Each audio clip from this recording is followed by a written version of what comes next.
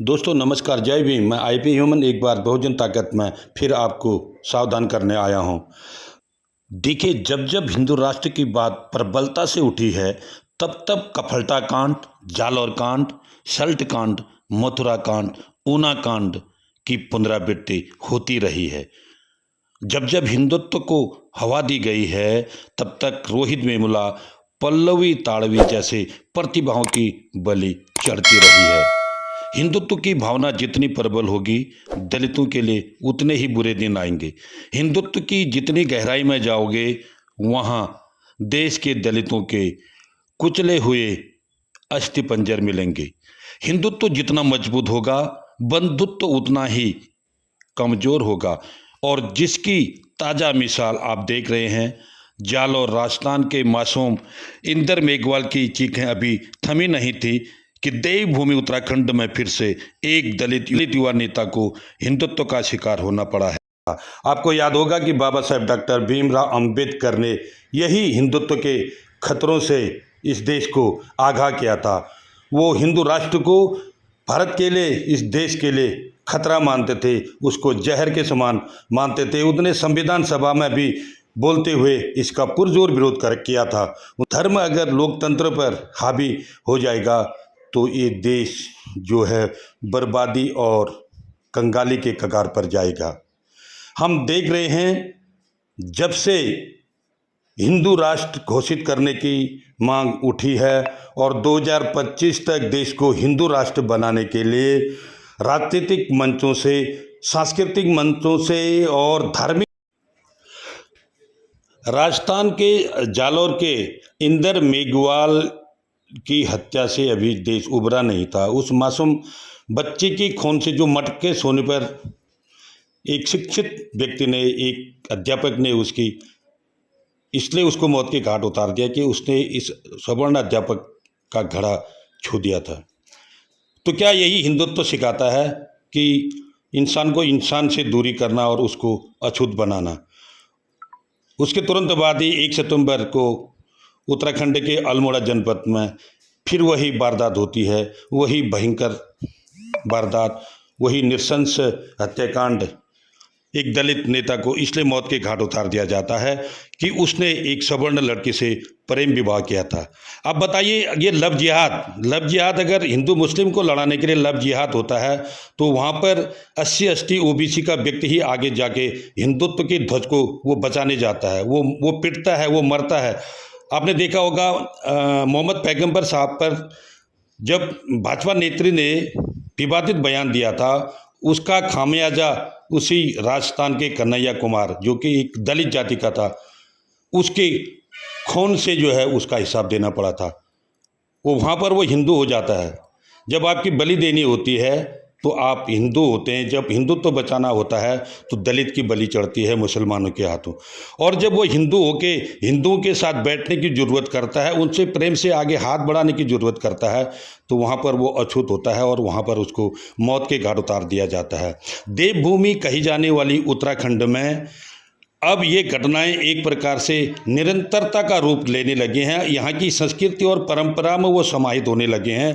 आपने देखा होगा 9 मई 1980 को उसी सल्ट क्षेत्र में, उसी अल्मोड़ा जनपद में और उसी उत्तराखंड की देवभूमि में अनुसूचित जाति की एक बारात को इस तरह से भस्म कर दिया जाता है कि जो आज तक इतिहास में एक काले अध्याय के रूप में दर्ज हो गया है।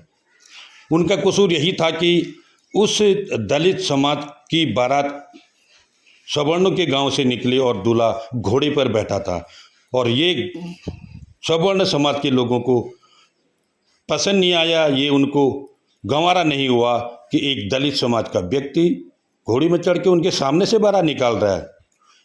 तो उन्होंने उस बारात को दौड़ा दौड़ा के पीटा, भगदड़ मची और बारातियों ने एक खंडहर में, एक जो छोड़ा हुआ मकान था, एक पुराने मकान में जब उन्होंने उसमें घुसे शरण ली तो उन्होंने, सवर्णों ने, उन दबंगों ने, उन हिंदुओं ने अपने ही हिंदू राम को उस मकान में आग लगा के जला दिया, जिंदा जला दिया और उसमें 14 लोगों की जिंदा जला दिया गया था।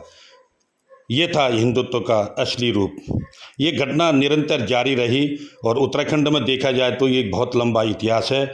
बहुत बीच की अगर हम गैपिंग को छोड़ दें और विगत 4-5 सालों की बात करें तो अक्टूबर 2016 में बागेश्वर में सोहनलाल नाम के दलित व्यक्ति को इसलिए जो है बड़ी डराती से उसका गला रेत दिया जाता है कि उसने एक ब्राह्मण शिक्षक की चक्की को छू दिया था।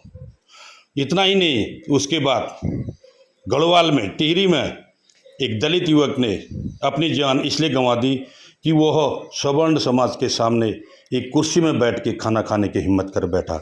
ये भी उनको रास नहीं आया, उनके समकक्ष बैठ के खाना और उसको भी मौत के घाट उतार दिया। इतना ही नहीं, विगत कुछ महीने पहले आपने देखा होगा, ये नवंबर 2021 की बात है, चंपावत जिले में एक रमेश राम नाम के व्यक्ति को भी इसी तरह बारात में पीट कर मार दिया जाता है कि वो सवर्ण समाज के साथ बीच में खाना खाने के लिए बैठ गया।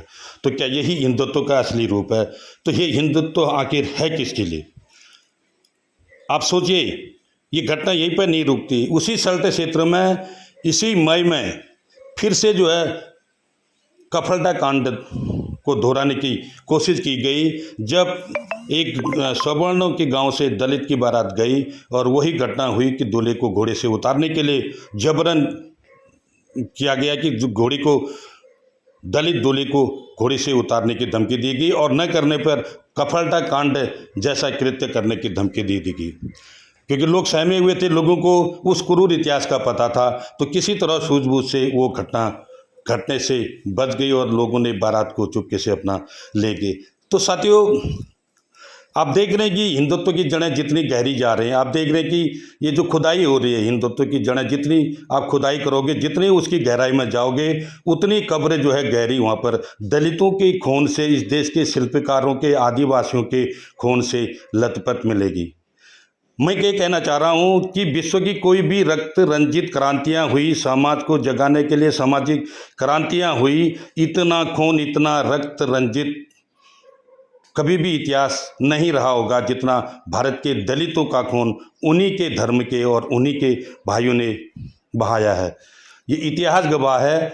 ये एक उत्तराखंड की घटना नहीं है। भारत के अगर आप सारे राज्यों को देख लिया जाए, कश्मीर से लेकर के कन्याकुमारी तक, जिस तरह से लोग कहते हैं कि कण कण पर जो है भगवान व्याप्त है, मैं तो कहता हूं कि ये कण कण पर कहीं भगवान और कहीं ईश्वर व्याप्त नहीं है। इस भारत में अगर कण कण पर कहीं अगर व्याप्त है तो वह है जातिवाद, भेदभाव, अंधविश्वास और रूढ़िवाद जो है कण कण पर भरा हुआ है। और उस अंधविश्वास, रूढ़िवाद और उस आस्था और धर्म ने जो है अपना शिकार हमेशा इस देश के दलित को बनाया है।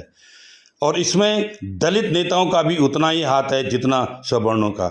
आज आरक्षण की बदौलत 131 सांसद देश की संसद में बैठे हैं और वो गूंगे बैठे हैं, और लगभग 1000 के करीब जो विधायक हैं वो देश की विभिन्न विधानसभाओं में बैठे हैं, लेकिन वो गूंगे हैं। ये पुनः पक्त के गूंगे जब तक ऐसे ही रहेंगे, राजनीतिक दलों के पिट्ठू बनकर रहेंगे, जिनको बाबा साहब ने हिंदुओं के पिट्ठू कहा था।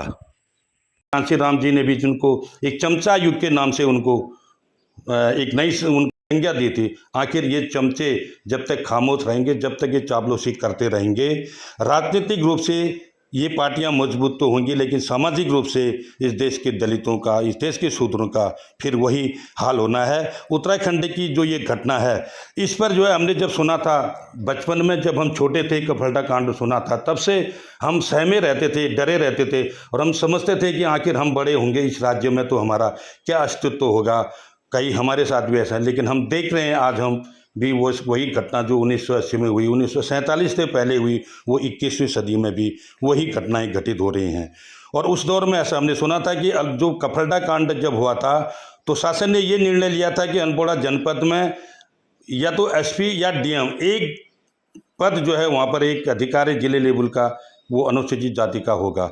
लेकिन उसके बाद हमें ऐसी जानकारी नहीं है। अगर आप लोगों को ये जानकारी है कि अगर ऐसा कोई जीव था कि अल्मोड़ा जनपद इतना संवेदनशील है कि वहाँ पर जातिवाद की सबसे ज़्यादा घटनाएं होती हैं, तो वहाँ पर जो है उच्च प्रशासनिक पद एसपी और डीएम में से एक पद जो है हमेशा अनुसूचित जाति SC/ST का वहाँ पर रहता था। लेकिन अब परिस्थितियाँ क्या हैं ये देखना पड़ेगा। फिलहाल ये निंदनीय घटना है, सोचनीय घटना है। इसको देश का हर बुद्धिजीवी वर्ग एक जो सोचता है कि भारत जो है सबका है, we the people of India है, तो इसकी कड़ी से कड़ी निंदा करनी चाहिए।